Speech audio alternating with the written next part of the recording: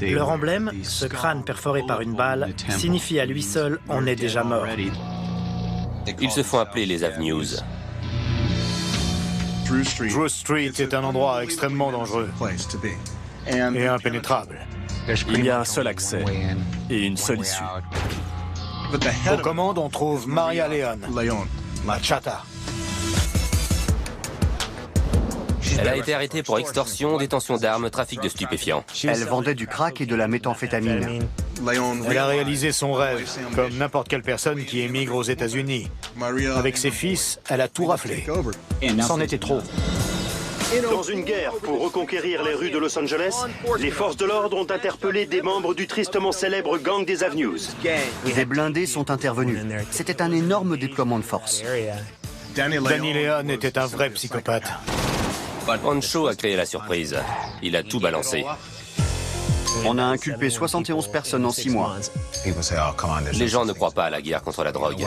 Mais avec le gang des Avenues, c'était véritablement une guerre.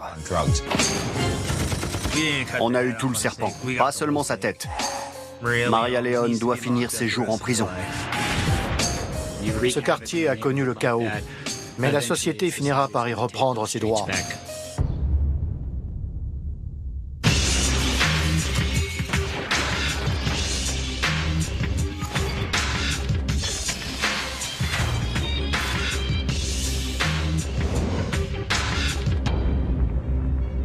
Aujourd'hui, dans Les Diables de l'Amérique, Maria León, alias la Chata.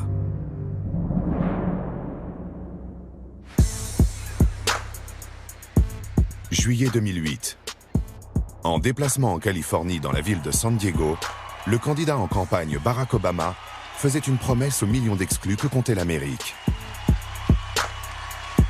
So many people are counting on us to finally enact comprehensive immigration reform.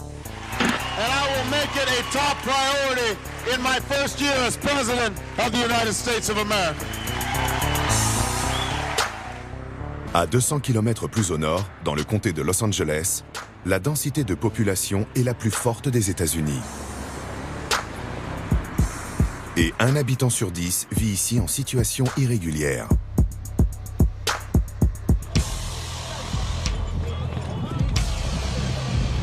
Quatre mois avant que Barack Obama ne s'engage à modifier la politique d'immigration, une fusillade éclate en plein jour, focalisant l'attention de tout un pays sur une pègre jusqu'ici invisible.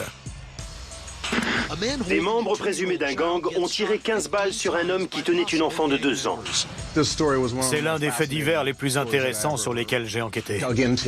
D'une part, il illustrait un problème récurrent à Los Angeles, à savoir les gangs.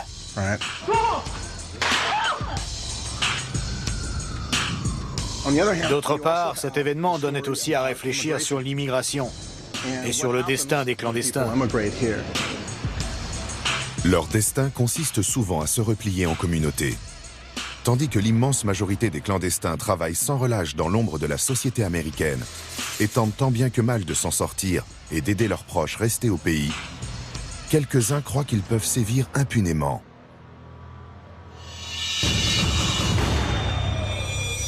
Ce quartier du nord-est de Los Angeles, notamment du côté de Drew Street, était devenu une zone de non-droit. La violence y atteignait un seuil jamais vu auparavant. Dans ces rues-là, les gangs régnaient en maître. La police ne pouvait pas intervenir sans se faire tirer dessus. Le drame a eu lieu en février 2008. Les policiers, appelés pour des coups de feu, découvrent le corps de Marco Salas, 36 ans. Il marchait main dans la main avec sa petite fille de 2 ans devant une école primaire lorsqu'il a été criblé de balles depuis une voiture en mouvement. Par miracle, aucun projectile n'a touché la fillette. Quant à Marco Salas, il a reçu 17 balles. Les tireurs l'ont repéré, se sont portés à sa hauteur et l'ont abattu de sang-froid. Par chance, la petite de 2 ans a été épargnée. Quelques instants après le meurtre de Marco Salas, la police de Los Angeles aperçoit une voiture dans laquelle se trouvent plusieurs membres connus du gang des Avenues. Je leur ai lancé un regard. Ils me l'ont retourné et ont passé leur chemin. J'ai fait demi-tour pour me placer derrière eux. Et j'ai tourné à droite, dans Drew Street. Drew Street. Selon la police, c'est là que les suspects se sont arrêtés et sont sortis du véhicule, armes au poing. Les suspects ont ouvert le feu, semble-t-il, avec 3 armes différentes. Un suspect a été tué. Il était armé d'un AK-47. Quand la fumée s'est dissipée, Danny Leon, dit le petit malin, gît sur le sol, une balle dans la tête. Pour la police, c'est sa propre mère qui en est directement responsable.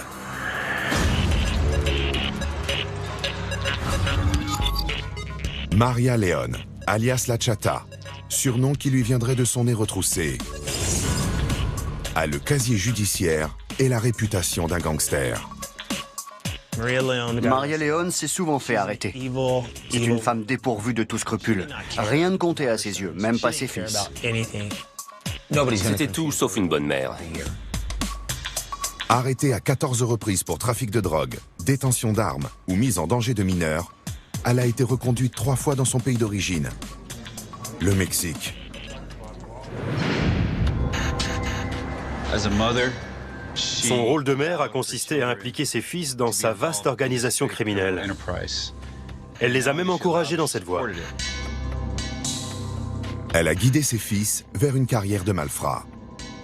Danny était l'un de ses 13 enfants, qui seraient issus de 5 pères différents. La moitié d'entre eux sont tombés dans le crime. Aujourd'hui, 2 sont déjà morts. Le gang des Avenues était l'un des gangs les plus puissants du pays, sinon du monde entier. C'était une organisation extrêmement violente. Et Maria Leon régnait dessus en vraie matrone. Le gang tirait son nom Avenues des rues dans lesquelles il sévissait. Ces gens-là fonctionnent à l'intimidation. Ils créent une atmosphère de peur. Tous leurs actes ont pour but de semer la terreur autour d'eux. Le quartier général du gang des Avenues, le cœur de leur territoire, était la maison de Maria Leon. On la surnommait la maison satellite. C'est sur Drew Street. Une petite maison sans prétention, avec 2 ou 3 chambres. Elle devait ce surnom à l'énorme parabole qui se voyait à plus d'1 kilomètre à la ronde. La première fois que j'ai vu cette antenne, je me suis cru de retour au Mexique. Là-bas, dans les villages reculés, la seule façon d'afficher sa réussite et son pouvoir, au milieu des années 90, c'était d'avoir une énorme antenne parabolique. Il n'y avait que les gens pleins aux as qui pouvaient se la payer. Dans le quartier, tout le monde savait à qui était cette maison.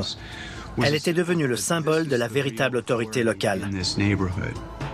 Oubliez les hommes, les jeunes voyous armés de bombes de peinture qui jouent les gangsters. À Drew Street, tout le trafic était dirigé par Maria Leon. En 2002, la police a fait une descente chez elle, dans la maison satellite. Ouvrez la porte! Ils ont trouvé de la cocaïne, du cannabis, un pistolet automatique Tech 9, des munitions, mais aussi 10 enfants, dont 6 avaient moins de 10 ans à l'époque, ainsi qu'un bébé de 3 mois. Le téléphone n'arrêtait pas de sonner pour des commandes de drogue. C'était ça le quotidien de son foyer. Pour les policiers, cette perquisition n'a révélé qu'une infime partie de l'empire de la Chata.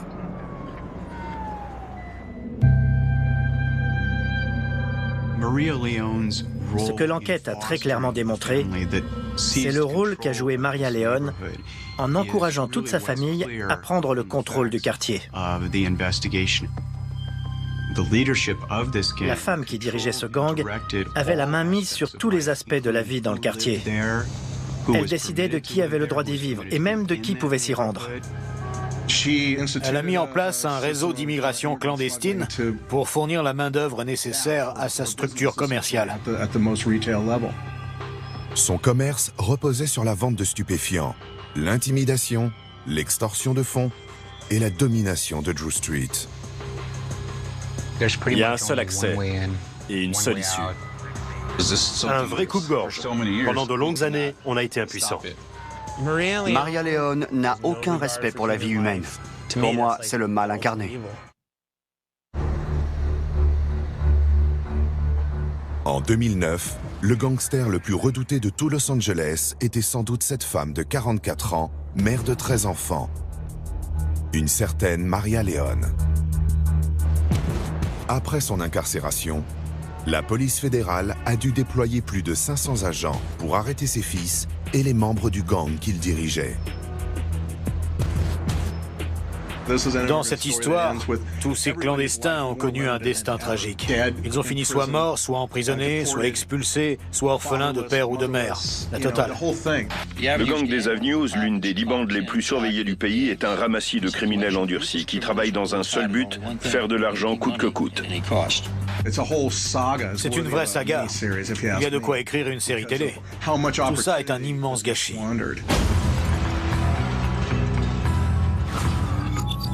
L'histoire de Maria Leone commence au sud de la frontière, dans l'état mexicain du Guerrero. C'est une région connue des Américains, surtout pour ses plongeurs, ses paquebots, ses margaritas et ses stars de cinéma. Le Guerrero abrite depuis des décennies un véritable paradis latin. Pour les Américains, c'est surtout la région où se trouve Acapulco. Mais Acapulco n'est qu'une petite enclave. Tout le reste du Guerrero est un endroit complètement fou qu'on appelle El Estado Bravo, l'État indomptable. Beaucoup de gens y vivent en marge de la société, avec une forte culture de la violence. Et selon la police, cette violence a progressé vers le nord pour atteindre Drew Street. Et de fait, sur les 31 États qui composent le Mexique, y compris le district fédéral, les candidats à l'immigration sont plus nombreux dans le Guerrero que partout ailleurs dans le pays. Elle vient de la ville de Tlalchapa. Maria Leone est originaire d'une région appelée Tierra Caliente, la terre chaude. C'est un coin très pauvre et très chaud, comme son nom l'indique. Maria Leone aurait passé son enfance à vendre des glaces et des sorbets à des enfants des rues. En 1985, elle a quitté sa terre natale pour rejoindre Los Angeles et Drew Street. Elle ne faisait alors que suivre l'exemple de ses aînés du village. Tout le monde vient du même endroit. C'est ce qui m'a le plus frappé quand j'ai découvert Drew Street. D'où tu viens? De Tlalchapa, dans le Guerrero. Une rue entière originaire d'une seule et même ville. Les immigrés de la première heure étaient boulangers et nourrissaient Los Angeles. La boulangerie Van de Kamps a ouvert ses portes en 1930. Elle faisait partie des 15 boulangeries qui cohabitaient sur 13 km² autour de Glassell Park. Les 2 premiers Mexicains de Tlalchapa qui se sont installés à Drew Street sont devenus contremaîtres dans cette usine. Et ils ont aussitôt prévenu leurs proches restés là-bas que l'entreprise embauchait. Les ouvriers vivaient concentrés sur une petite colline, bordée d'un côté par le cimetière de Forest Lawn.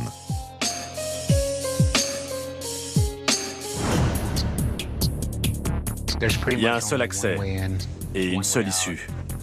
Des immeubles résidentiels de chaque côté. Beaucoup d'activités, des vendeurs de glace, des enfants qui jouent dehors.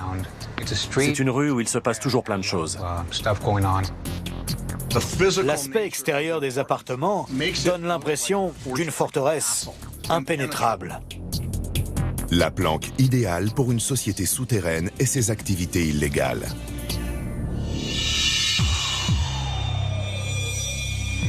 Le gang des Avenues y vit retranché depuis très longtemps.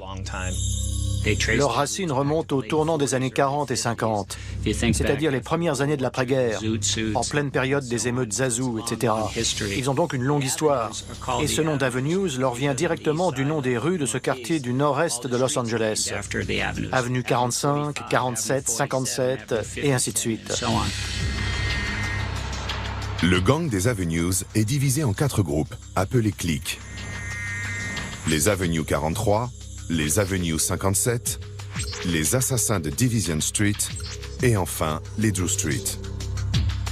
Le gang des Avenues est le gang le plus important du nord-est de Los Angeles. Les autres gangs établis tout autour leur vouent en général une haine féroce. Parmi les gangs voisins, on trouve Cypress Park, Highland Park, Frogtown et Toonerville. Cette rivalité remonte à de très nombreuses années. Si ces gangs rivaux se battent contre les Avenues, c'est par orgueil, pour être les plus forts. L'argent reste la motivation principale. Tout ce que ces types voulaient, c'était se faire du fric.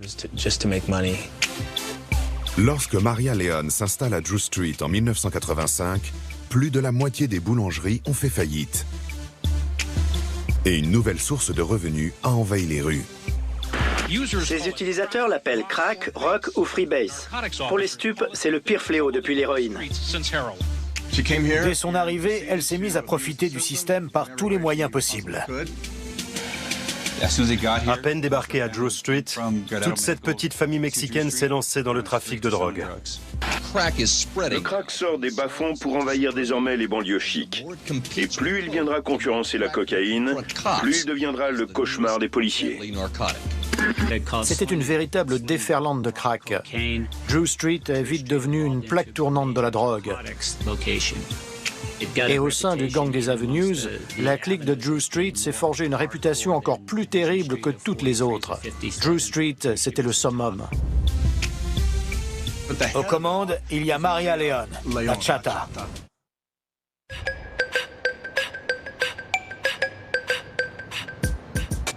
En septembre 1995, une voiture transportant 2 enfants s'engage par erreur dans une impasse du nord-est de Los Angeles et est accueillie par des tirs. Stephanie Cuen, 3 ans, est tombée sous les balles d'un gang. C'est toute la ville qui est touchée en plein cœur. La mort de Stephanie Cuen fait réagir jusqu'au président. A family took one wrong turn, and because they were in the wrong place, gang members kill an innocent child. Le gang mis en cause est celui des Avenues.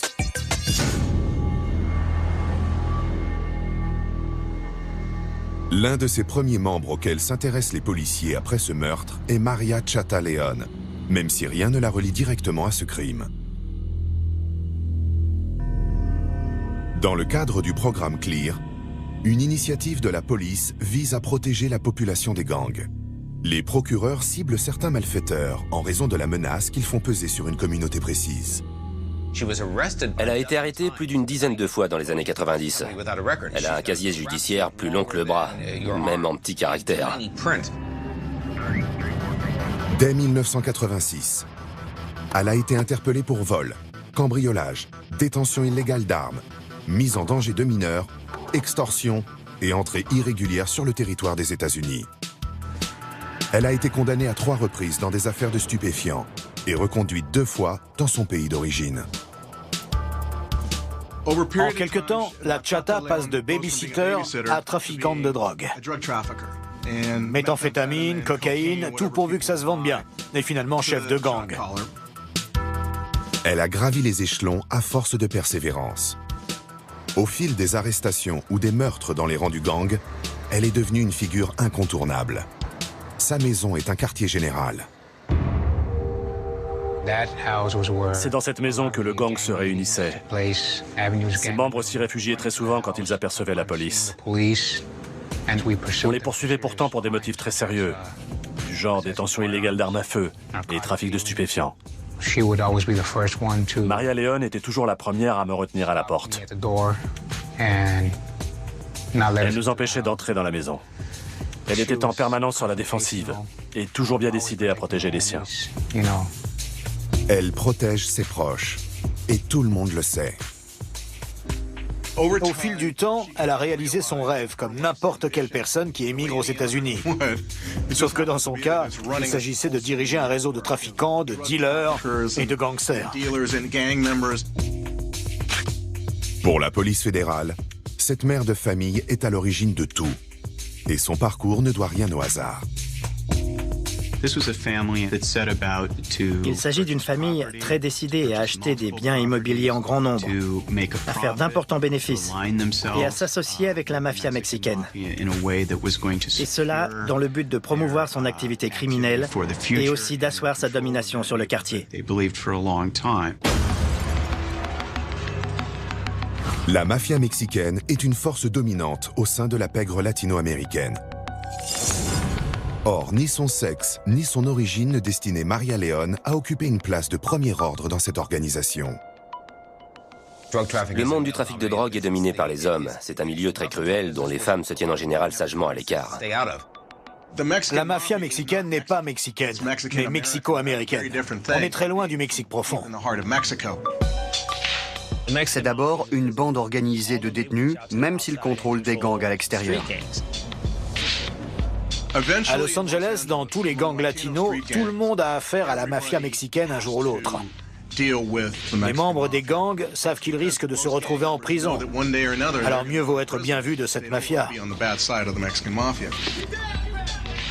ne peut pas vendre de la drogue sans payer un impôt à la mafia mexicaine. Elle s'acquittait comme tout le monde de cet impôt. Mais la mafia mexicaine ne l'aurait pas laissé pour autant prendre le contrôle d'un quartier. La Chata est alors la reine incontestée de Drew Street. Elle sait qu'elle ne sera jamais vraiment acceptée par la mafia mexicaine. Elle fait donc tout pour que ses fils prennent le pouvoir.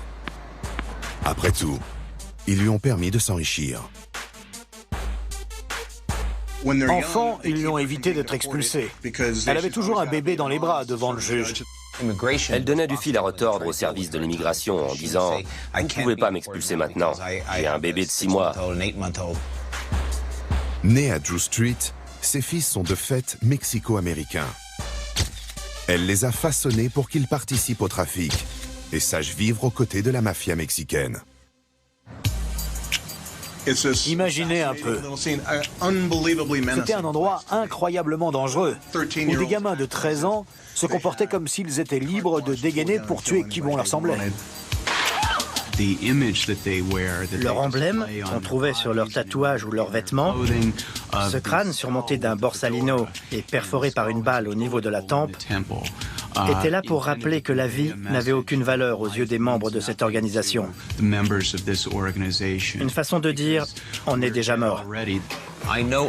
J'ai déjà vu des baronnes de la drogue. J'ai connu des femmes qui se sont fait un nom comme ça, des femmes impitoyables. Mais je n'en ai jamais vu une seule qui ait autant d'enfants que Maria León, et qui soit en même temps à la tête d'une famille et d'un empire de la drogue. Elle était basée à l'endroit idéal. C'est un quartier relativement petit. Il est escarpé, ce qui est plutôt favorable au trafic. Il y avait des guetteurs un peu partout dans les immeubles. Ils sifflaient pour prévenir tout le monde que la police arrivait.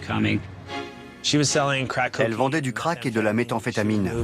Elle pouvait écouler en une semaine plus de 2 kilos de méthamphétamine et entre 2 et 3 kilos de cocaïne. Le système reposait aussi sur un réseau de clandestins destinés à devenir dealers. Ils devaient bien souvent rembourser leurs dettes aux passeurs en vendant de la drogue. Drew Street étant quasiment inaccessible à la police, la violence liée aux gangs est devenue incontrôlable. Pendant 5 années d'affilée, au cours des années 90, les quartiers nord-est ont connu le plus fort taux d'homicide de tout Los Angeles, avec en tout 238 meurtres, soit près d'un par semaine. Moins que l'argent qui passait entre leurs mains, c'est surtout la violence et les règlements de compte dont ils étaient à l'origine qui nous préoccupaient. Le soir d'Halloween en 2002, la police procède à une descente surprise dans la maison satellite. Ils ont trouvé des stupéfiants, des explosifs, des armes à feu et des preuves que des mineurs bossaient comme dealers. Les enfants assistaient à la préparation des doses de cocaïne et de méthamphétamine. Il y avait dans la maison un autel à la gloire de la figure mythique Jesus Malverde. Surnommé l'ange des pauvres, c'était, si on en croit la légende, un bandit du début du XXe siècle qui terrorisait les riches pour venger les paysans de Sinaloa. Je doute fort qu'il ait existé, mais il est aujourd'hui le saint patron des trafiquants de drogue. Malverde n'aurait pas pu sauver la reine de Drew Street. Inculpée de trafic de stupéfiants et mise en danger de mineurs, elle est condamnée à 6 ans d'emprisonnement. Le lendemain de son incarcération, Drew Street et la maison satellite reprennent du service. Peu importe ce qui arrive à Maria Leone, il reste l'infrastructure, ses enfants. Les soldats des rues, les auteurs des crimes, ce sont ces gosses. Donc après son arrestation, ça n'a fait qu'empirer. Alors qu'elle est emprisonnée depuis moins d'1 an, un de ses voisins est abattu devant chez elle. La police arrête 2 de ses fils, Danny Leone et son demi-frère, Francisco Real. Danny Leone était connu pour être brutal, très violent, toujours prêt à faire le sale boulot. Dès qu'il y avait une bagnole à piquer ou un cambriolage à faire, Danny Leone était sur le coup. Francisco Real était l'aîné. C'est lui qui avait pris en main la partie trafic de drogue. On l'appelle Pancho. Même derrière les barreaux, Maria Leone a obtenu ce qu'elle voulait. Son fils aîné a été sacré roi de Drew Street. La mafia mexicaine lui a fait savoir officiellement qu'elle le reconnaissait comme le chef de la clique de Drew Street. Or à l'époque, la famille Leone, avec sa clique de Drew Street, était clairement identifiée comme la branche la plus active, la plus agressive et la plus violente du gang des Avenues. À ce stade, ses fils étaient devenus des personnages vraiment redoutés dans le quartier. Ils contrôlaient tout. Aucun doute, ils étaient craints.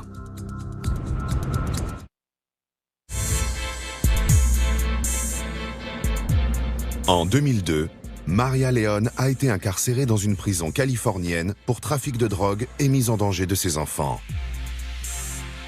En réalité, la Chata a fait plus que les mettre en danger. Elle les a transformés en gangsters.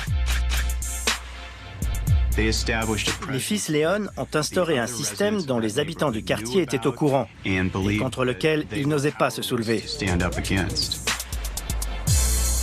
Maria Leone sort de prison en 2006 pour être aussitôt expulsée vers le Mexique. Mais ça ne change rien pour le gang des Avenues de Drew Street. Il se croit au-dessus de la loi. Je me souviens d'une scène qui m'a énormément marqué lors d'une opération de surveillance. J'étais sur le trottoir et j'ai vu une toute jeune fille marcher dans la rue.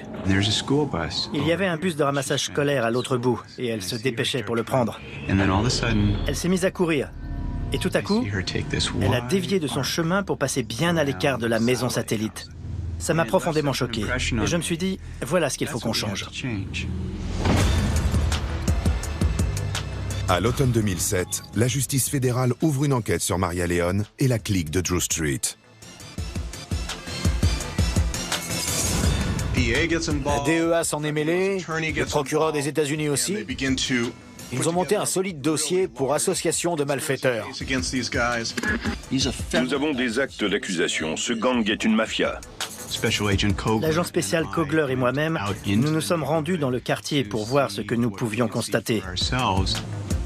Les 2 premières personnes que nous avons croisées, c'est Francisco Real et sa mère Maria Leone. Ils ne se cachaient pas et donnaient leurs consignes aux dealers en plein jour. Ils agissaient aux yeux de tous et sur toute la longueur de la rue. Moins d'1 an après son expulsion, Maria Leone est de retour aux commandes. Nous avons la certitude que ses fils ont aidé Maria Leone à rentrer de nouveau sur le territoire après son expulsion. Les responsables de la police de Los Angeles étaient très agacés. On leur a promis de faire tomber le gang en 6 mois. Soyez-en sûrs, nous allons utiliser tous les moyens dont nous disposons pour démanteler ce gang. La municipalité prononce la saisie de la maison satellite et l'expulsion de ses habitants dans le cadre d'un programme appelé Project Tough, mis en place pour éradiquer les quartiers généraux des gangs. À l'intérieur, les policiers découvrent des systèmes d'alarme à rayons laser et du matériel de surveillance, tandis qu'à l'extérieur, des membres du gang des Avenues ricanaient au nez des autorités. Quant à Maria Leone, elle est introuvable. C'est à la fin janvier 2008 qu'on a commencé les écoutes. Les policiers mettent ses fils sur écoute et cachent des enregistreurs dans les cellules où ils font de très fréquents séjours.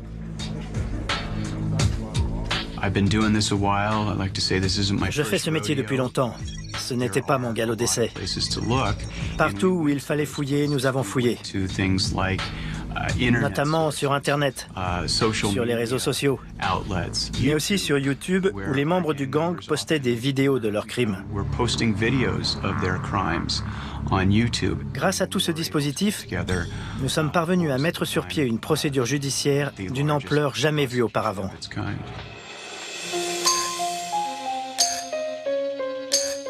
Les habitants avaient peur qu'on débarque en défonçant les portes, qu'on procède à quelques arrestations, mais que ça ne change rien. Ça faisait 10 ans que la police essayait d'éradiquer ce fléau et de régler le problème de Drew Street. Il fallait donc qu'on agisse en profondeur. Nous demandons à la Cour d'exiger que les propriétaires absents viennent vivre sur place. Il faut qu'ils fassent l'expérience des conditions de vie déplorables que les gens du quartier subissent depuis si longtemps. Qui voudrait vivre au milieu des dealers et des coups de feu tirés en pleine nuit? Les proprios flippaient, comme tout le monde. Grâce aux écoutes et aux planques, la police trouve une douzaine de repères de drogués sur Drew Street. Le tribunal exige qu'ils soient tous évacués et nettoyés, sous peine de saisie des biens immobiliers. Ce qui m'a plu, c'est que beaucoup des propriétaires concernés étaient très riches. Ils vivaient dans des coins comme Newport Beach. Mais le deal, c'était que s'ils ne remettaient pas de l'ordre, ils iraient vivre à Drew Street. Ils ont vite réagi et le quartier a changé. Les procureurs tiennent parole. Et en février 2008, ils inculpent Maria León, ses fils et toute une série de membres du gang pour association de malfaiteurs en lien avec un trafic de stupéfiants. C'est au cours du même mois que Marcos Salas est abattu devant une école primaire. La police prend en chasse une voiture avec plusieurs suspects à son bord. Et Danny León, alias le Petit Malin, ouvre alors le feu avec une Kalachnikov. Les rafales ont été très fortes, terrifiantes. De nombreuses balles ont traversé le pare-brise. L'une d'elles est même passée à travers mon appuie-tête. Elle a traversé tout le véhicule pour finir dans le coffre. La police riposte avec beaucoup plus de précision. Le fils de la Chata reçoit une balle en pleine tête. Danny León gisait au sol, la tête baignant dans une mare de sang. Tout de suite après, son demi-frère Francisco Real est sorti et il s'est mis à crier « Vous l'avez buté, vous avez tué mon frère ». Maria León se trouvait au Mexique quand son fils a été tué. Les écoutes ont fourni un enregistrement de Pancho en train d'organiser le retour de sa mère grâce à son réseau de passeurs. Le printemps venu, la rumeur circule dans Drew Street que les 85 000 $ dus pour la levée de la saisie ont été payés. Et malgré un nombre important d'arrestations, la matrone est de nouveau dans la nature, aux grandes dames des autorités. Le problème, c'est que Drew Street restait une forteresse. Ça n'avait pas changé. À l'aube du 26 juin 2008, le Dodger Stadium de Chavez Ravine se transforme en poste de commandement pour quelques 500 agents venus du pays entier dans un seul et même but: mettre la main sur Maria León. Ce gigantesque déploiement de force était un spectacle incroyable. Des blindés sont intervenus. Le quartier a été pris d'assaut. Dans une guerre pour reconquérir les rues de Los Angeles, ce sont plus de 1000 agents qui ont interpellé des membres du tristement célèbre Gang des Avenues. Maria León, son fils Francisco Real, dit Pancho, ainsi que 69 autres membres présumés de la clique de Drew Street sont arrêtés. Les gens ne croient pas à la guerre contre la drogue. Mais à Drew Street, avec le gang des Avenues, c'était véritablement une guerre. Pourtant, ce coup de filet contre une criminelle et son clan ne signe pas la fin de la guerre. Un adjoint au shérif de Los Angeles a été tué devant la maison qu'il partageait avec sa femme, ses 3 enfants et ses parents dans les quartiers nord-est. C'était la goutte d'eau. En février 2008, un des fils de la Chata est abattu par un policier. Il venait de tirer à la Kalachnikov sur une patrouille. C'est une arme redoutable. Quelques mois plus tard, la police fédérale va lui prendre un autre fils.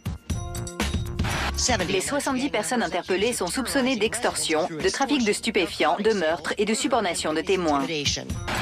La clique de Drew Street, menée par Maria Leone, a fait l'objet d'un vaste coup de filet. La police a embarqué la mère, son fils aîné Francisco Real dit Pancho, ainsi que 69 membres présumés du gang des Avenues.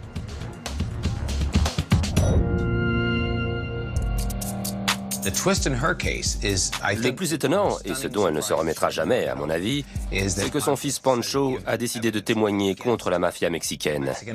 Et de ce fait, contre elle, contre ses complices, et contre Drew Street. Il a affirmé avoir commis des meurtres pour le compte de sa mère. Il a tout balancé. La conversation avec Pancho était assez gênante et un peu surréaliste. Il racontait froidement les moindres détails. Il a expliqué comment il faisait tourner le gang. Les meurtres, l'organisation du trafic, l'intimidation des témoins. Il avait engagé 2 avocats pour blanchir l'argent gagné. Il les a cités nommément. Elle l'a aussitôt renié, déshérité. Si elle avait pu, elle l'aurait sans doute tué. Son propre fils était désormais une balance. En fait, sa mère était encore pire que lui. 5 semaines seulement après le coup de filet qui a offert aux autorités une chef de gang et un informateur, un adjoint au shérif de Los Angeles est abattu à Cypress Park, à quelques rues de Drew Street. La victime, Juan Escalante, n'avait que 27 ans. Il serait tombé dans une embuscade vers 5h40 ce matin. Juan Escalante a été tué par des membres du gang des Avenues devant la maison de ses parents. Il vivait à Cypress Park, une zone de rivalité entre gangs. Les Avenues n'étaient pas loin. Il était en train de retirer le siège auto de sa voiture avant de partir au travail, peu après 5 h du matin. Ces tueurs savaient sûrement qui c'était. Carlos Velasquez, un membre connu du gang des Avenues, plaide coupable de ce meurtre. Il affirme qu'il a pris Juan Escalante pour un membre d'un gang rival de Cypress Park. Tout le monde savait que les gars du gang des Avenues faisaient la fête très tard le soir, shootaient à la méthamphétamine. Et ils sortaient au petit matin pour faire la chasse aux membres des gangs rivaux. Carlos Velasquez est aussi le neveu de Maria Leone et le cousin de Danny Leone. Il a abattu Juan Escalante d'une balle derrière la tête, tirée à bout portant. Il est aujourd'hui derrière les barreaux pour le restant de ses jours. Pour la famille, c'était une épreuve terrible. Quant à nous, il fallait absolument que nous nous remettions très vite au travail. La ville de Los Angeles a ordonné la démolition de la maison satellite. Que ce soit clair, nous allons mener la vie dure aux gangs. Ils ont attaqué la maison à coups de pelleteuse. Ils l'ont éventrée, rasée, réduite à néant. Le jour où nous avons démoli cette maison, nous avons envoyé un signal fort à tout le quartier. Cette époque était désormais révolue. Ce matin, c'est un coup très sévère qui a été porté aux gangs du nord-est de Los Angeles. Cette fois, la police a engagé 3 fois plus de moyens. Le deuxième coup de filet a été, à mon avis, le plus gros déploiement de force qu'ait connu la Californie, voire le pays tout entier. Pour cette deuxième opération coup de poing, rendue possible notamment grâce aux renseignements fournis par Francisco Real, les forces de l'ordre ont ciblé 90 autres membres présumés du gang. On a eu tout le serpent, pas seulement sa tête. Cette opération a fait tomber toute une génération de voyous et de trafiquants de drogue. Cette rue, à elle seule, renfermait plus d'une centaine d'individus à mettre derrière les barreaux.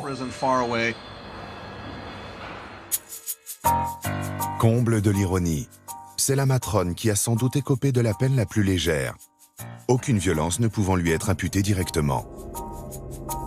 Elle a plaidé coupable de racket et d'association de malfaiteurs et a été condamnée à 100 mois d'emprisonnement, soit à peine plus de 8 ans, suivie d'une expulsion immédiate. Cette femme-là mérite de finir ses jours en prison. Après l'incarcération de Maria León, son fils est devenu le témoin numéro 1 du gouvernement pour faire plonger les autres membres du gang des Avenues. Écoutez ce type parler, c'était comme suivre une formation sur la mafia. Devant tout le tribunal, Pancho explique que le gang des Avenues faisait appel à une équipe de tueurs pour lutter contre les gangs rivaux et que leur trafic de clandestins et de drogue était antérieur à sa naissance. Je l'écoutais raconter comment il avait grandi dans une famille où personne n'avait jamais envisagé d'autre avenir que le trafic de drogue et le crime organisé. Il disait qu'il n'avait jamais voulu être le boss, mais qu'il n'avait jamais connu autre chose que cette vie-là. En tout, je crois que nous avons pu poursuivre avec succès à peu près 160 membres et complices du gang des Avenues. Pancho a pris de très gros risques en tournant le dos à cette vie. Il va quand même passer au moins 25 ans en prison.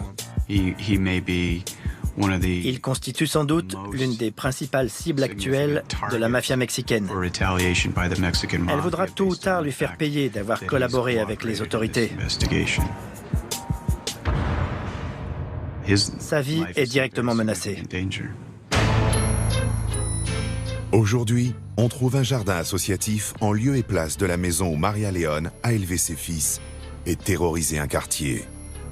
Le souvenir qu'aura laissé Maria León est d'avoir engendré un niveau de violence et de criminalité jamais atteint auparavant. Elle n'a jamais montré la moindre intention de renoncer un jour à commettre ces crimes contre la population qui l'entourait.